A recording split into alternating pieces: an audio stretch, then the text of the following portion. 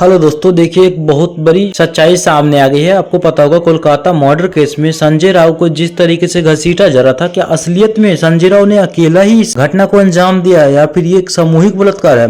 देखिए कई राज छुपे हुए हैं, लेकिन अभी भी सीबीआई के इस जांच के बाद एक चार्जशीट जो दाखिल हुआ है उसमें पता लग रहा है क्लियरली कि संजय राव के अलावा किसी और ने नहीं इस घटने को अंजाम दिया है। आपको पहले भी पता होगा जो डॉक्टर बिटिया का जो हाल हुआ है ना, इसके पीछे कई लोगों का हाथ बताया जा रहा है। लेकिन दरअसल अगर इस चीजों को हम समझे ना तो हमें अच्छी तरीके से पता लग जाएगा यहाँ पे संजय राय के अलावा जो है ना कोई भी दूसरा पर्सन जो है ना इनके साथ कुछ भी नहीं किया। अब देखिए पहले तो कई सारे आरोप लगे जिसके अनुसार बताया गया कि इनके साथ अकेला कोई नहीं किया है बल्कि एक सामूहिक बलात्कार है।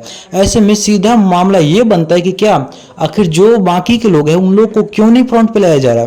अब देखिए यहाँ पे कई सारे रीजन है, लेकिन अगर आप लोग बारीकी से समझेंगे ना तो आपको सारा असलियत पता लग जाएगा। ठीक है, अब देखिए इस बीच में क्या हुआ है, जो चार्जशीट पहले आया था उसमें क्या हुआ था, 9 अगस्त के बाद कई सारे ऐसे कार्य हुए लेकिन किसी भी कारणवश संजय रॉय के अलावा किसी और का नाम नहीं आ पाया सामने। ठीक है, लेकिन कुछ दिन बाद पता चलता है कि आरजीकर हॉस्पिटल के जो प्रिंसिपल है उनका भी इसमें कुछ हाथ है। देखिए अब ऐसे में समझने की जो मेन चीज है ना वो ये है कि इतने दिन तक सीबीआई के हाथ में जब केस था तो आखिरकार सीबीआई कुछ खास प्रमाण नहीं निकाल पाया। ऐसे में ये मामला यहाँ तक आकर रुक जाता है कि आखिरकार इतने दिन में कुछ नहीं हो पाया तो क्या संजय राय को कुछ आगे की कारनामा की जाएगी, क्या उनको फांसी वगैरह मिलेगा या फिर ये भी एक बातों की तरह चुप हो जाएगी एक समय के बाद। देखिए इस चीजों को अगर आप समझोगे तो यहाँ पे कई सारे ऐसे हाईलाइट किए गए हैं मामला को जिसको समझने के बाद आप एहसास होगा कि कहीं ना कहीं संजय राव के साथ एक बैक एंड में कोई बड़ी पार्टी का सपोर्ट है। अब देखिए ये चीज को कैसे आप समझ सकते हो। सबसे पहला कारण तो ये है कि अगर संजय राव अकेला ये रेप को अंजाम दिया इस घटना को तो इसके पीछे एक बहुत बड़ा एक हाथ है। ठीक है, अब देखिए पहला बात तो समझने की ये है कि जो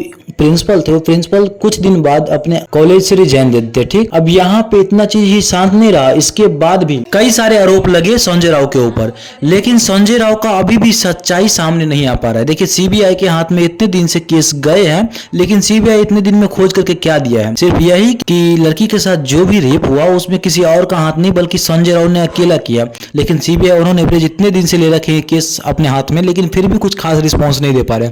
अब देखिए यहाँ पे तो मैं सीबीआई को डायरेक्टली टारगेट नहीं कर रहा हूँ, मेरा कहने का कुछ और मतलब है, आप थोड़ा समझ लीजिएगा। ठीक है, अब देखिए मतलब ये मैं कहना चाह रहा हूँ कि यहाँ पे अगर संजय राव को इतने दिन से सिर्फ और सिर्फ जांच में समय गवा दिया जा रहा है तो क्या संजय राव को फांसी मिलेगा भी, क्या इस घटना का उन्हें कुछ परिणाम मिलेगा या फिर नहीं, ऐसे ही इस बात को धीरे धीरे ठंडा कर दी जाएगी। अब यहाँ पे एक चीज और सामने आती है कि सीबीआई ने तो पहले ही खुलासा कर दिया है कि संजय राव के अलावा किसी और ने नहीं, सामूहिक बलात्कार मतलब नहीं हुआ है। ठीक है, तो अब जब नहीं हुआ है तो सीधे सीधे संजय राव को जो भी सजा मिलना चाहिए ना जी। लेकिन इतना चीज होने के बावजूद भी अगर नहीं मिल रहा है तो आई नो आप लोग समझ सकते हो कि कुछ न कुछ तो बैकएंड में हो रहा है, तभी कुछ नहीं हो पा रहा है।